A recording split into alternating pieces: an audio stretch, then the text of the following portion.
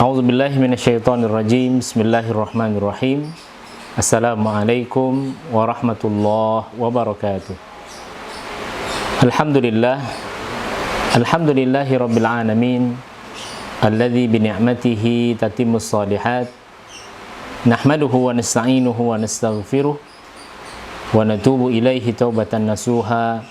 Wa na'udzu billahi min syururi anfusina wa sayyiati a'malina. Man yahdihillahu fahuwal muhtad wa may yudlilhu falan tajida lahu waliyan mursyida. Asyhadu an la ilaha illallah wa asyhadu anna Muhammadan abduhu wa rasuluhu la nabiyya wa la rasula ba'dah. Faqala Allah ta'ala fi kitabihil karim, a'udzu billahi minasy syaithanir rajim. Bismillahirrahmanirrahim. Ya ayyuhalladzina amanu kutiba alaikumus shiyam kama kutiba 'alal ladzina min qablikum la'allakum tattaqun. Wa qala aidan ya ayyuhan nasu u'budu rabbakumul ladzi khalaqakum wal ladzina min qablikum la'allakum tattaqun.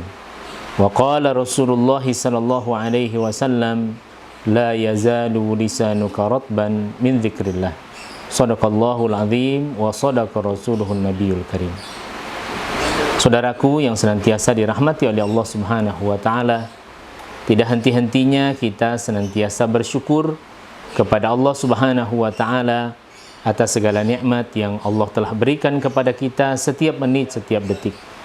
Dalam kondisi dan dalam keadaan apapun kita, alhamdulillah kita masih diberikan kenikmatan iman dan Islam sehingga kita mampu menjalankan aktivitas amal ibadah kita, dan tentunya kita berharap agar amal-amal ini menjadi pemberat timbangan kita di hadapan Allah Subhanahu wa ta'ala. Salawat beriringkan salam senantiasa selalu tercurah kepada junjungan Nabiullah Muhammad Rasulullah sallallahu alaihi wasallam beserta para sahabat beliau yang telah menjadikan Al-Quran dan sunnah Nabinya sallallahu alaihi wasallam sebagai pedoman hidup bagi manusia.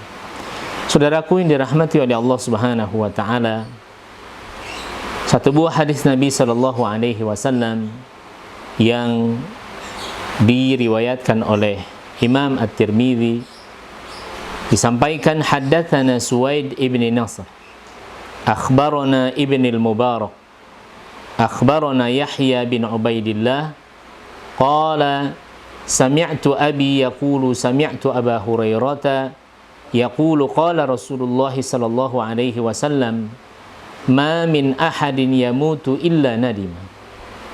Qalu wa ma nadamatuhu ya Rasulullah?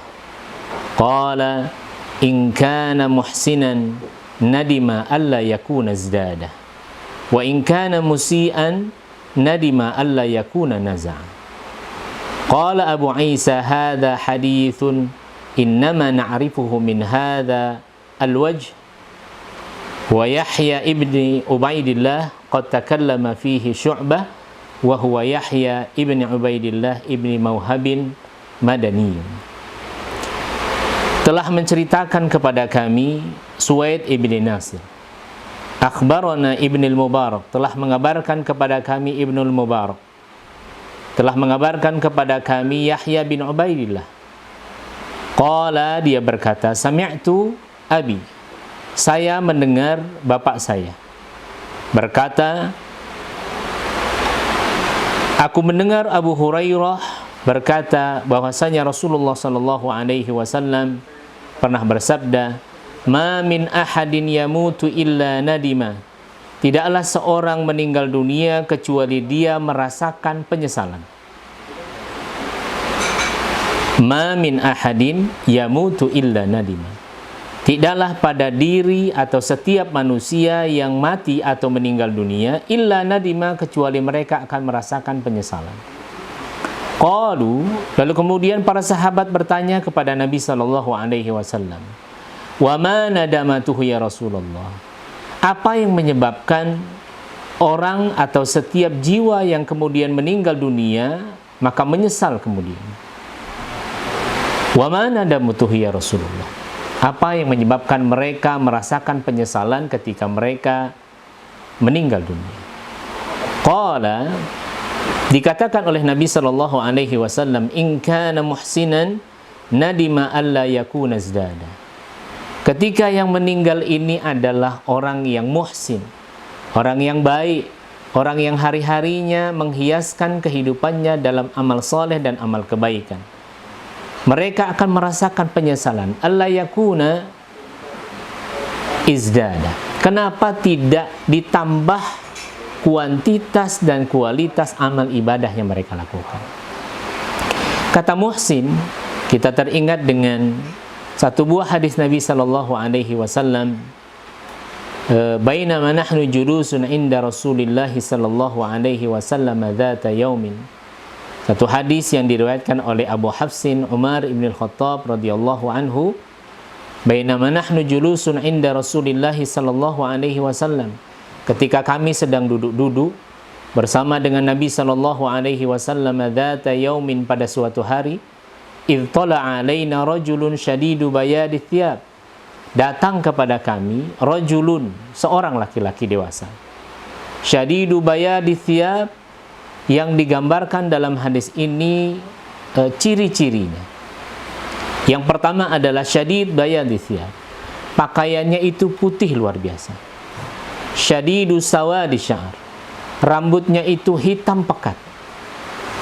La yura alaihi atharus safar, tidak terlihat darinya tanda-tanda bahwa orang ini melakukan safar atau melakukan perjalanan jauh.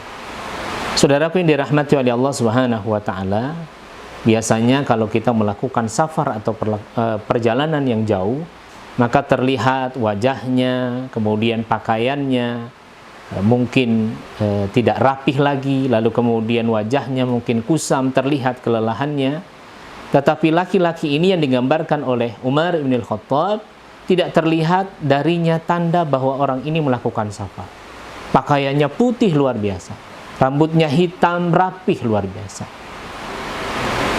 Saudaraku yang dirahmati oleh Allah Subhanahu wa taala, fa asnada rukbatayhi ila rukbatayhi. Lalu kemudian laki-laki ini menyentuhkan lututnya ke lutut Nabi sallallahu alaihi wasallam. Wa asnada kaffaihi ala fakhidayhi. Lalu kemudian meletakkan kedua telapak tangannya di paha Nabi sallallahu alaihi wasallam. Faqala, lalu kemudian laki-laki ini bertanya kepada Nabi sallallahu alaihi wasallam, akhbirni anil Islam. Ceritakan kepadaku apa itu Islam. Maka saudaraku yang dirahmati oleh Allah Subhanahu wa taala, apa yang tergambar dalam pikiran kita ketika kita ditanya tentang makna Islam? Dijelaskan oleh Nabi sallallahu alaihi wasallam, makna Islam ini terdiri dari 5 komponen.